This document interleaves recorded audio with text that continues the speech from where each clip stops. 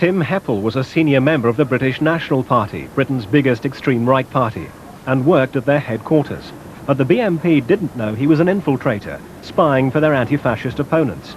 In February last year, he was recruited by C-18 to join an attack on peaceful anti-Nazi campaigners in East London.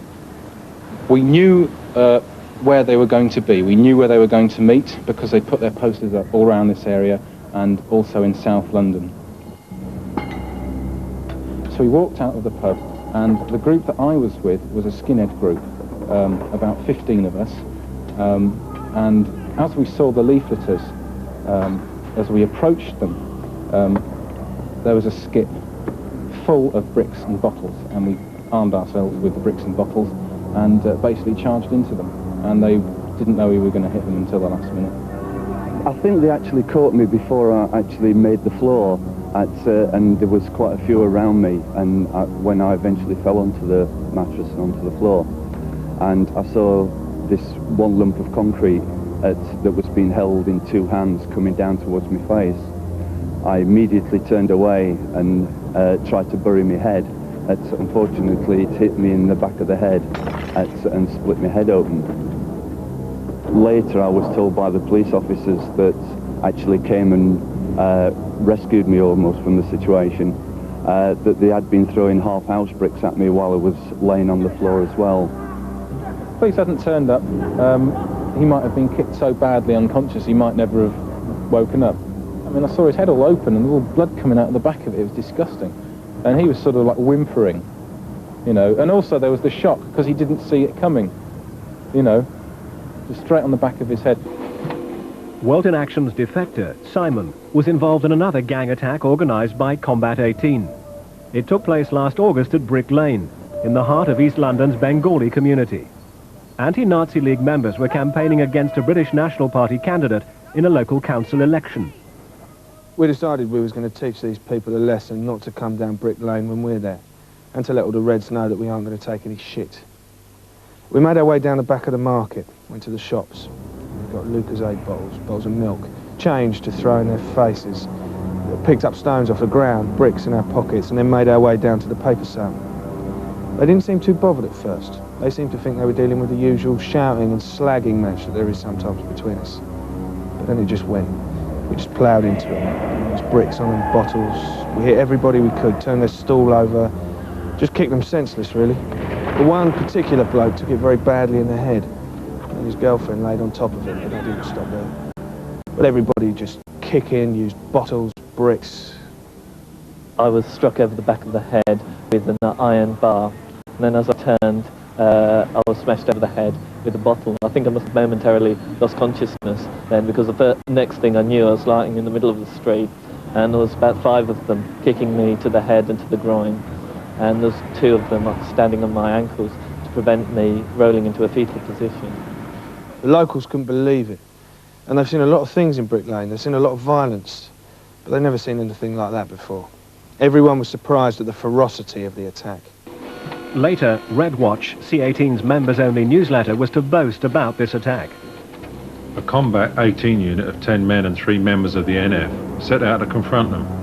With no police or local package there to help them, the ANL got battered. World in Action has identified the men who run Combat 18. Charlie Sargent from South London is its main organiser.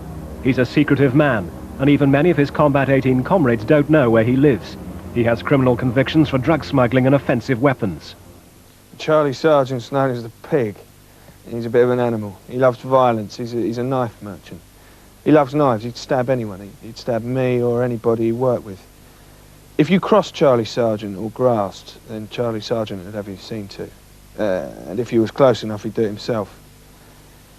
In C-18, he's the main organiser. He gives out orders, recruits people. He's the man. Running C-18 with Sargent is Eddie Wicker, also from South London. He's been involved with extremist groups for many years. Eddie Wicker's a bit different. He's a daddy. He's the one everybody looks up to. Running C-18, he's getting at what he sees as his natural enemy, which is the IRA, immigrants, left-wing politicians, all the people that have always got on Eddie Wicker's nerves. Combat 18 surfaced publicly for the first time last year. They appeared as a security force, vetting the audience at 2 right-wing meetings which claimed that Hitler's Holocaust against the Jews never took place. Next, only a day after their brutal attack at Brick Lane, they joined these British National Party members to support the BNP's council candidate in the Brick Lane area.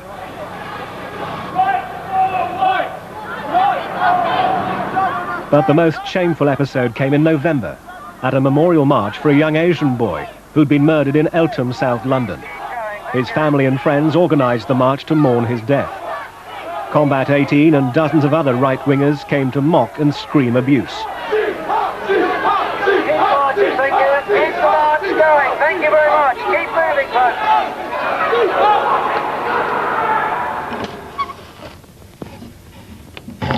But Combat 18 took a turn towards terrorism when they escalated their campaign against political opponents. In Birmingham, the Democratic Left, formerly the Communist Party, has a bookshop.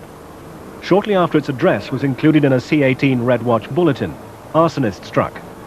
They'd broken the glass on the side and poured petrol through the mesh. That had ignited the books and literature that were in the window, and unfortunately for us, we understand that somebody had discovered them doing this, and possibly meant that they didn't carry through as much as they were intending on doing. There could have been quite a serious fire, and we are in a building which is a multi-storey building, very considerable size, and there could have been potentially a very major disaster. Also targeted for attack by Combat 18 were the London offices of the communist newspaper, The Morning Star. It was a Saturday night when arsonists poured petrol through the door and set fire to it.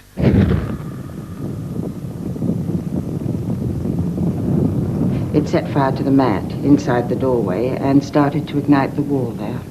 Very fortunately, we had friends of the paper sleeping in the building at the time because we had just suffered a series of robberies. They found it almost immediately, extinguished it, and telephoned the fire brigade and the police. That same night, the word C-18 was spray-painted on the Morning Star building. The Morning Star's own report of the attack was later reproduced in C-18's Red Watch. Alongside the press cutting, they wrote Combat 18. One thing which Combat 18 does not advertise, even in the pages of Red Watch, is its close connection with the Ulster Defence Association, loyalist terrorists in Northern Ireland. All the leadership, the top people, what you might call the generals of C-18, are known UDA members. They're in close contact with the commander of the UDA. They organise and run socials, provide security for visiting loyalists in this country. I've been party to lots of conversations with C-18 leaders in a capacity as C-18 leaders and as UDA men. Combat 18 is involved in a race war and seeks to single out blacks, Afro-Caribbeans, Asians, Irish, Jews.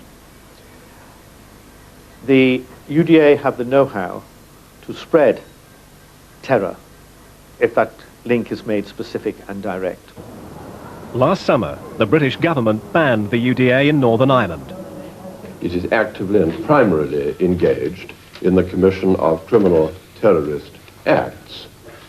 In particular, the Ulster Freedom Fighters comprise no more than a cover name for the violent acts of UDA members.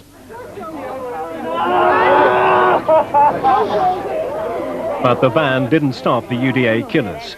Calling themselves the Ulster Freedom Fighters, they stepped up their assassination campaign, murdering 14 people this year alone. Most of their victims were innocent Catholics, targeted simply because they were the wrong religion. I think the violent Nazis preaching a race war, wanting to get hold of guns and ammunition and terrorist know-how, would seek that sort of connection. The surprising thing is the UDA tying up with them rather than the neo-Nazi groups tying up with the UDA. The UDA is still legal in England, and there is no evidence to suggest that C-18 members like Charlie Sargent or Eddie Wicker have ever been involved in UDA terrorism, even though the links between the two organisations are close. Eddie Wicker's very secretive. His function is, well, he's the UDA man. I'd say he's a courier between the two. He's a regular visitor to Belfast, and over in Belfast, he's well liked and respected. When you're invited to join C18, that's it. Then you're no longer doing things at a British National Party or National Front. You're doing things that have the blessing, because of who's running it, of the UDA. World in Action's evidence about Combat 18 is now to be considered by a House of Commons Select Committee. The Home Affairs Select Committee has been concerned over a number of years about racial attacks.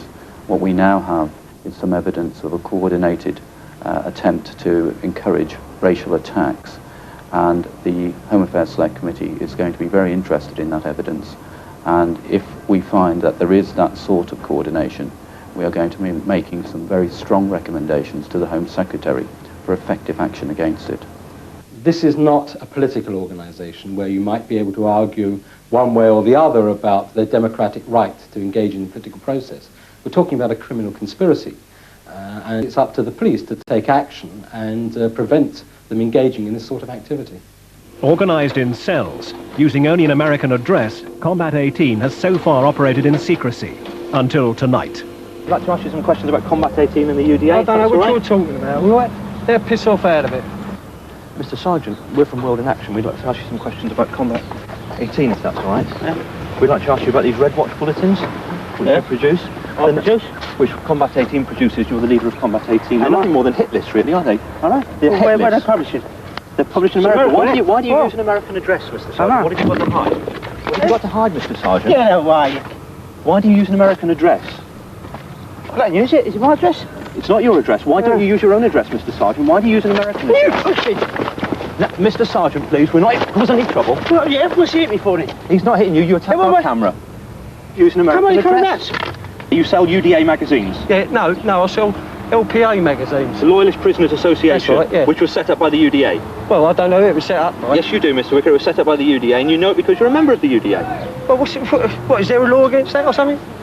Well, tell us about the arson attack on the Morning Star that Combat 18 carried out. Did you order that attack, Mr. Sergeant? Yeah. You did? Did I? You did. You just said yes. I said yeah, did I? I did say The attack on Freedom Books the weekend before last, Mr. Sergeant. Did you organise that one? Did I? Did you tell me? Tell me you do not support the UDA. No, look, there's no comment on that. No comment on it. Because you do support them, in fact. Well, that's beside the point. Whether I support them or not. No, it's an important point whether you support a terrorist organisation.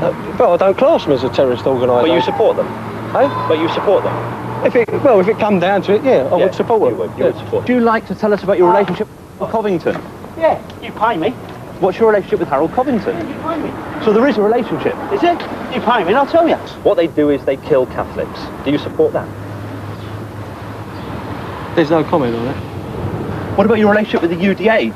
Would you like to tell us about your relationship with the UDA, Mr. Sergeant? Yeah, what about the UDA? About your relationship with the...